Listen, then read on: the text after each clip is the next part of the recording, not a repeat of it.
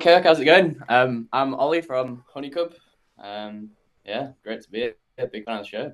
Brilliant, and it's nice that you've followed the brief. Last week's band, I said put your cameras on the landscape because it makes for a better view, but then both turn around to portrait young kids. You see, well, have you got any T-shirt, Honey Cubs? Uh, this is Fan Club. This is an Irish grunge band. They're absolutely quality. We supported them about Ah, 4 or 5 years ago. Yeah, they're class. excellent. I've got one of our bands, Gallagher's. You're one of our bands as well now, obviously. Gallagher's Green. I've got theirs on because he came for an interview here, so he gave me a T-shirt. So Love that. brilliant. Tell us a bit about the band then. I have got info on you, and we've been following you. And your track, we've played that. Y2K, released in June. Absolutely wonderful. We love it. We love it. So tell us a bit about the bands. You're all from Leeds, we know that. Yeah, they're all from Leeds. All met in school when we were about 16. I kind of moved schools. So I was a bit of a loser with no friends, and then I met Charlie, our drummer, because we had a bit of a shared love of music. So we just started jamming. And then we eventually met Eddie, who's our bassist, at one of my house parties. I was trying to make a few friends. So I threw a house party, and then there's this whole thing of I was walking around and I heard someone playing one of my guitars upstairs. So I was about to go in and kick the crap out of him, kind of thing, for picking up my guitar. But I walked in and he's playing this, like, I think he was playing like Blackbird, that Beatles riff. I was like, Jesus, this lad can play guitar. So got our heads together and we're like, right, let's just kick off and start a band. So just started doing like Nirvana covers and all that kind of crap you do when you're like 16. And then since then, we've just sort of stuck together. You know, we've kind of split off, done the whole uni thing for the last few years. But we managed to keep in touch. So now we just do it for the love of it, still keep it going. Yeah. Just kind of heavy, grungy, alt rock kind of stuff. Yeah, write and record all our own stuff. So I just absolutely love it. Yeah, I think first came aware of you from our friends, Ollie from Coastal Fire Department. Massive fans of yours, and Amazing.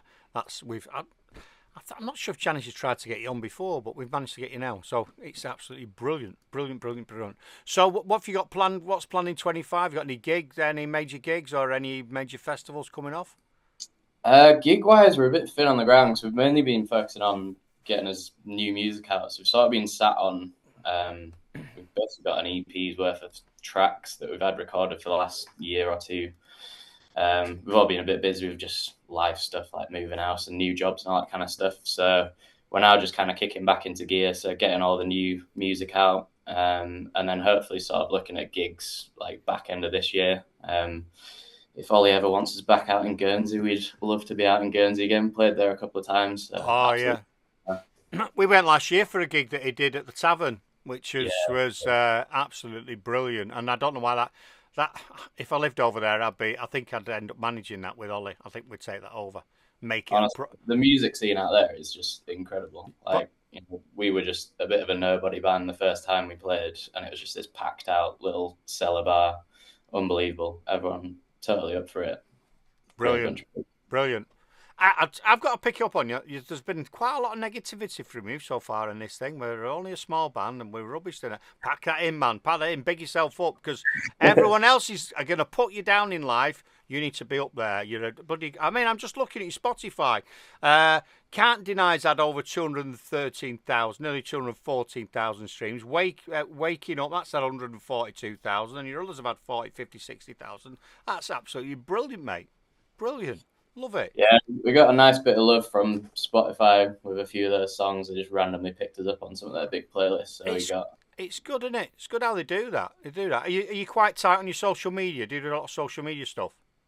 We're getting better. I mean, Ollie's sort of our band guide guru who tries to help us out through Lele Records. So he's been definitely giving us some guidance, trying to get on it properly. So with this new stuff, we're trying to You really push it a bit you more and get it out there. you need to. I've been banging on about it for ages, and I'm not preaching to you. I want to tell all the bands. It's nowadays it's so easy to create music. And I think what a lot of people do, same as doing shows, people think if I make the show the best I can do, or I make this music the best, people will come. It doesn't work like that. It's sort of flip reversed on its head, where you'll gain more fans, more followers, more gigs. You've got to have a strong social presence. So if you see a lot of people become big in the music industry that have already got a massive TikTok or a massive Instagram following. And sadly, a lot of bands can't be bothered. It's too much. They're working, but it's definitely something. If you focus on, you'll reap the benefits from it. Anyway, Yeah. sermon over, but definitely listen to Ollie. He knows what he's talking about. Oh, here we go. A serious question for you. How do you approach songwriting? Is it lyrics first, riffs first, or do you do something else? How do you do that? So Eddie is usually our sort of spark for songwriting. So he's really good at coming up with riffs from the start, and he'll just bring me like a folder's worth of little demo like voice memo recordings, but it's usually riff driven to start with. And then I'll kind of take the riff and then we'll try and make a chorus. So we usually try and those are like our two sort of main hooks, if you like, with our writing. Like we want to have a big riff, we want to have a big chorus. So once we've got those two things, then the rest of it all sort of seems to fall into place and we can kind of be a bit more flexible and mess around with stuff. But yeah, we'll usually get a riff first, then get a chorus and just sing some kind of random like gibberish over the top to get a bit of a melody going. Yeah. And then we usually get a bit of a vibe of what the sort of song's going to be about just from the sort of feel of the song. And then we'll start messing around with lyrics and trying to get a bit of a theme going with it. But yeah, that's our usual process. Awesome. What inspired it? I've got questions. What inspired a sonic shift in Y2K compared to some of your earlier works? It's a good question. I think we were just kind of getting a bit bored of the same structure. Like our previous stuff was a little bit kind of like we'd kind of do a demo and be like, first pass, be like, yeah, that sounds great, we'll do it. But this time we wanted to just take things a bit further. So we've been working with a producer called Alex Lauren, who's in a band called Big Spring. They're quality. And he's sort of really started hammering into us to really focus on the production side of the songwriting. So not just taking the first thing that comes into your mind and be like, yeah, that's verse one, that's verse two, but being like, all right, maybe we can flip this on its head and try it this way and getting a bit more exploratory of where we can take the song a bit more. So yeah, doing that kind of stuff. Brilliant. Keep everyone on their toes. Uh, Yeah. this is a good one because I mentioned this last week about another band. Can you think of a lyric that you wish you'd written? Mine would be the smell of brown leather was blended in with the weather because that is just genius from the Jam. Can you think? That's, I can leave you with it if you need to think. yeah, I'll have a think. I'll get back to you. Ollie's been on. Ollie's been on. He said, and this is one of his regular questions: who has the best socks in the band? Who's got the best socks? I'd probably say Eddie. Eddie's quite into his fashion. He always gets these kind of niche fashion brands online that you've never heard of. So he's quite into that sort of stuff. So yeah, definitely Eddie. I just get mine from my mum every Christmas. So it's the same pair of Bonnet socks from Sports Direct every year. Oh, nightmare. I always wear wacky socks because when I was in corporate world, you couldn't really wear anything. So I used to wear googly eye ones and bloody all sorts of weird and wonderful patterns. And I still do them now, and I love wacky socks. I need some new ones. Can you we like the disaster stories because at the time they're a disaster. So can you describe either a rehearsal or a gig you gone to? What something that went drastically wrong and you can laugh at it now. Have you got anything like that? I wouldn't say it was really wrong, but we did our first time we played Guernsey. We were a little bit younger then and immature, and we didn't realize how late we were playing that night. So the place that we played called the Vault, I think it's underneath like a restaurant. Yeah, and I know where that is. Yeah, on the front. They can't start playing the music until the restaurant's kind of packed up. So we didn't realize that. We thought we were kind of playing like headlining like sort of 10 o'clock latest, but it turned out we weren't on till sort of midnight. And we'd been pretty much boozing since 4 or 5 o'clock. We were on the quite heavy IPAs and all that sort of stuff. And by the time it rolled around to getting on stage, we were a little bit under the weather, let's say. But we managed to pull it off. But it was one of those where it was like you really had to try very hard to play your instrument and remember what the hell you were doing. But I think we pulled it off because they invited us back. So well, the only benefit you've got there is at 12 o'clock, everyone watching you, unless they're driving, would have been in the same physical state. Yeah. So they'd have been fine with it. No, it's good. I've only been once. Like I say, we went in October last year. I absolutely loved it. Lads made us feel very welcome. We spent all day at the venue. We watched everyone rehearsing. I did loads of videos and took pictures. It was amazing, and I love stuff like that. What else have we got? Let's see if we've got any other questions from the people out there. Lele Records definitely pulled it off. Yeah, well there you go. You see, because you looked after by Lele Records. Have I got anything else here? Oh, I'm just looking. Another question. Oh, here we go. What's your goal as a Leeds-based band in the UK rock scene over the next year? So what do you want to be doing? Where do you want to be? Where do you want to be playing? To be honest, we want to just get back out gigging. It's been so long. Like I said, we've had this bit of a break the last year or two. It's been a while, so now we've got these new tunes out, and on the way out, the plan is to just get everything sort of ramping back up again, get out gigging. There's quite a good few newer sort of venues in Leeds that we've not gigged at yet, so try to get around those. And yeah, just build up a bit of a following, because we don't tend to play live too much. I haven't in the past, because I used to live down south in London. Charlie, our drummer's over in Liverpool, and then Eddie's sort of Huddersfield way. Okay. We used to find it quite difficult to get together and gig in the past, because we're just all over the gaff. But... right. I thought you was all based in Leeds, because that tends to happen, done it a lot. So you've given yourself a bit of a challenge there, haven't you? Being so. Yeah, I mean, I'm back up in Leeds now, so I only moved back like 3 or 4 months ago. So I'm pretty close to Eddie, so we're back together. Meeting up pretty much every week, but yeah, now we're all sort of within an hour of each other. Yeah, it's not too bad, I suppose. Liverpool. I'm thinking I'm down here in Leeds. It's quite a bit of a trek from the Midlands, but yeah, Liverpool's not a million miles away, is it? So that's good. Well done. One of our new listeners, she's over in France. She says, "Try Corporation and a Record Junkie in Sheffield. We know the owners." Oh, there you go. Nice. Right. Yeah, we played Sheffield a couple of times. Sheffield's cool. We did the Tramlines Fringe a couple of years ago. That was really good. Oh, well, maybe Janice, we need to hook up with Denise and get that information off her, because it might help our other bands. She's asked the question as well. Who are their influences? So, what got you all into music?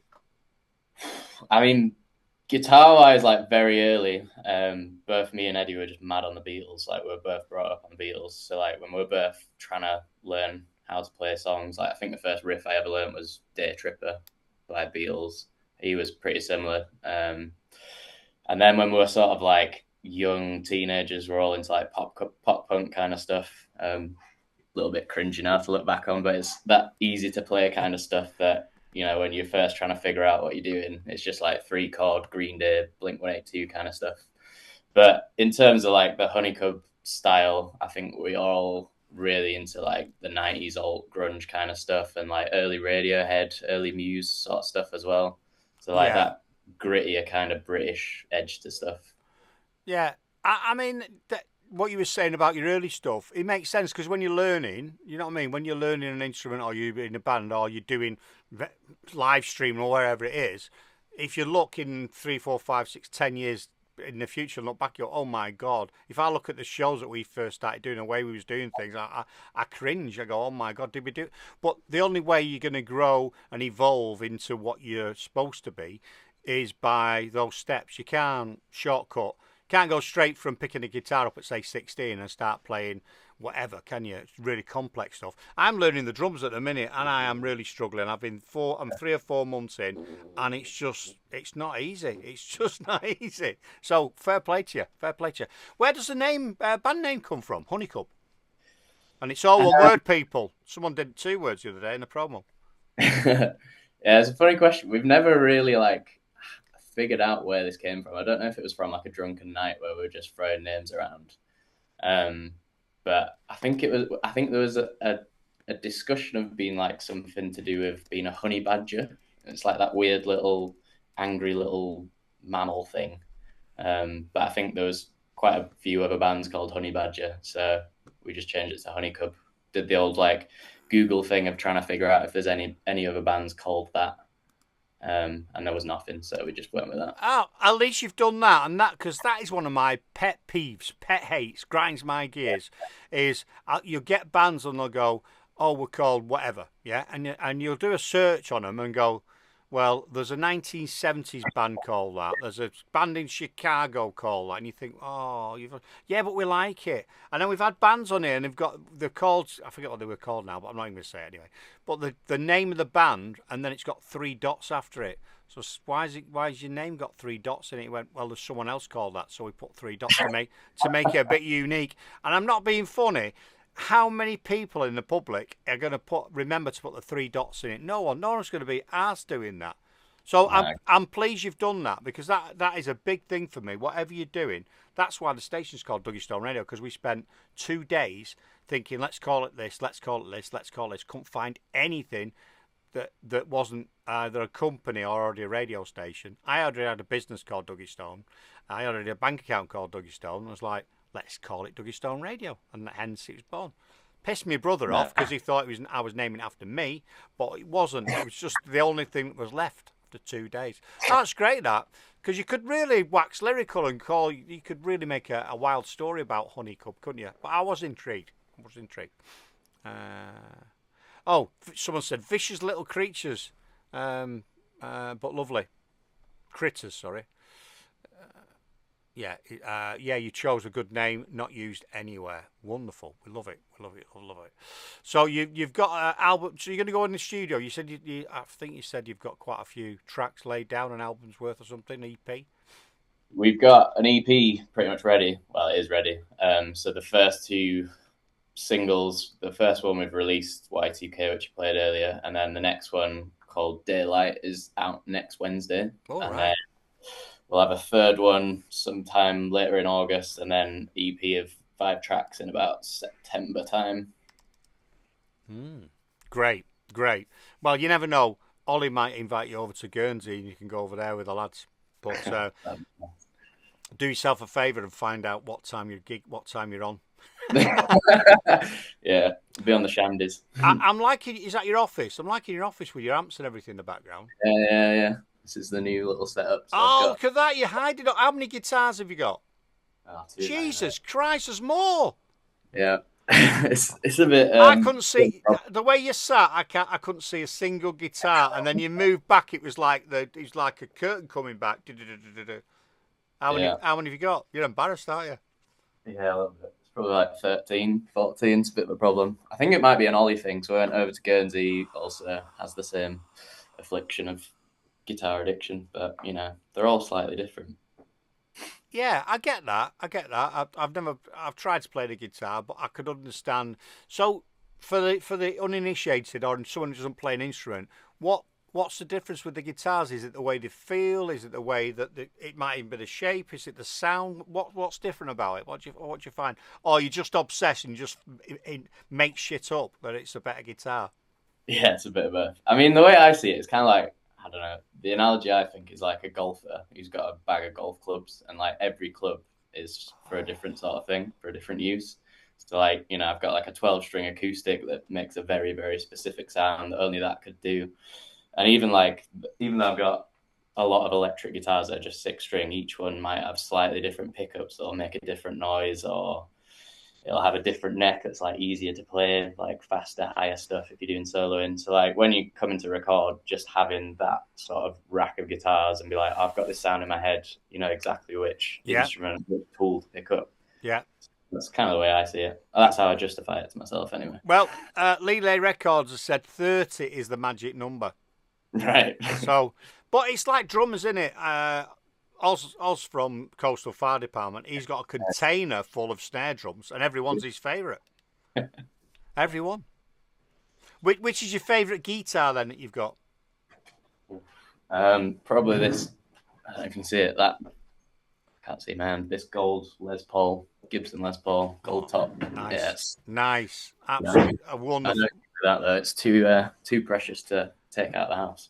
But they are pieces of art, don't they? I can't play the guitar, but I'm going to get eventually. I like country music as well. I'm going to get a steel guitar on the back wall here because I love them. Love the look of them. I think they're just like a piece of art.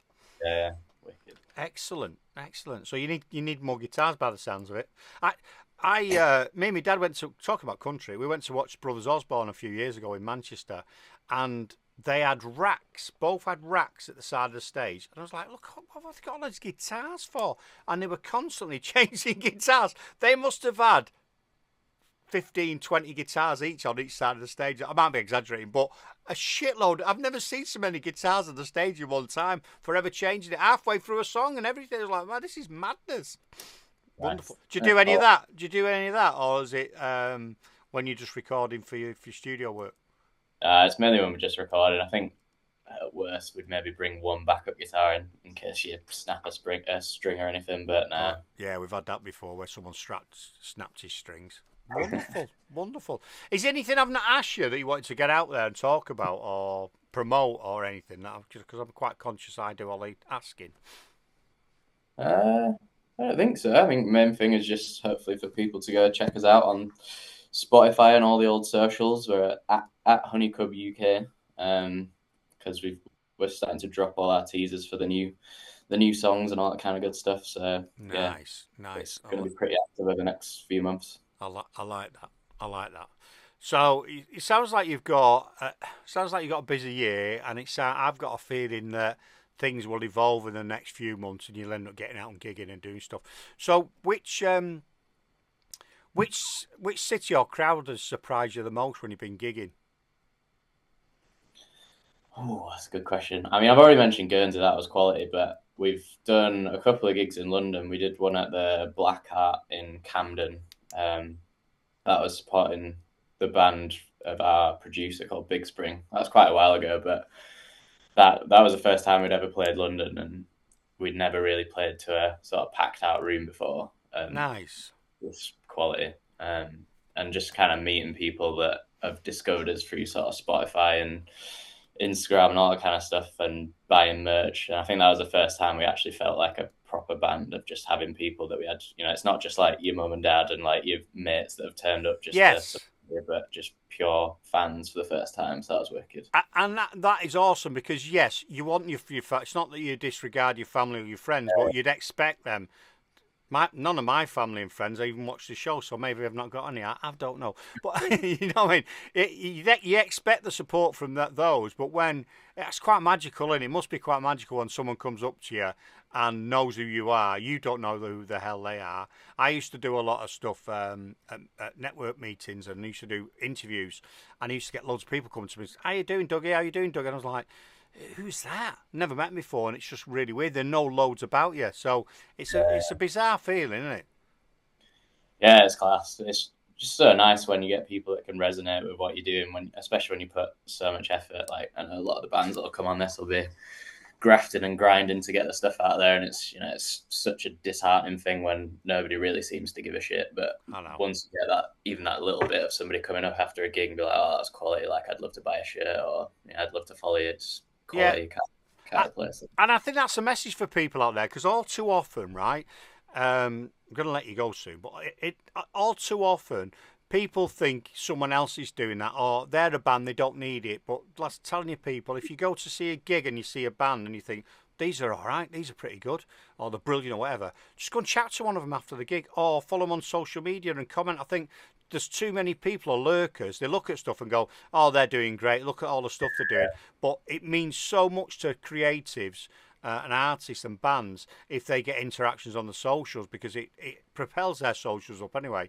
But to know that someone, it could be someone, one of our friend who we've got now is in France, might comment, or do you know what I mean? It means so much when you get that feedback. I think it's great, so fingers crossed with that. Before I let you go on your merry way and what you're doing this evening, can you do us an artist drop? Can you say, this is Honeycub and you're listening to Dougie Stone Radio? Yeah, no worries. Hey up, this is Ollie from Honeycub, and you're listening to Dougie Stone Radio. Oh, love that. Hey up. I've got a mate. I lived in Doncaster for 3-4 years. And one of my best mates, I've known him for 20 odd years. We call him Hey up, because whenever you ring him or see him, he goes, Hey up. And I'll say to my wife, I'm speaking to Hey up today. She go, oh, how's he doing? So it's really mad. But he's proper broad Yorkshire. Hey up. I love it. Oh yeah, someone's saying we always buy vinyl T-shirts and support the band, so it's good. Anyway, it's been wonderful. We love your music, man, and wish you all the success for the future. Like we say to everyone, it's not just a one-hit thing. We'll keep promoting you. If you've got any new stuff out, send it to Janice. If you want to come on again, have a chat. If you're backstage somewhere and you think, do you know what? I'm going to send a little video to Dougie Stone Radio. Send it to Janice and we'll put it on because we like stuff like that. You know, when people are out and about. So yeah, that'd be wonderful. Wicked. Thanks so much for having me on, and big up to you and Janice for running this. Like, you know, grassroots stuff like this is huge for bands like us. Thank you. We appreciate the love that we get from the bands and vice versa. And we believe someone's got to do it. So why not be us and why not try and make it the best it can be? But we need talent. We need, you know what I mean? We need the bands to come on. So we value your time as well. So all I ever say to the bands, if you ever do the O2 or anything like that and you hear this, that'll be me wanting to come into the dressing room. I'll bring my tambourine. I'll come on stage with you. So, but until then, I'll stay here. Legend. I'll see you later, mate. Catch you in a bit. See ya. Thanks a lot. So that was Honeycub. Oh, hang on a minute. That was very rude. That was Honeycub. Brilliant. Absolutely love them. Friends of the show. And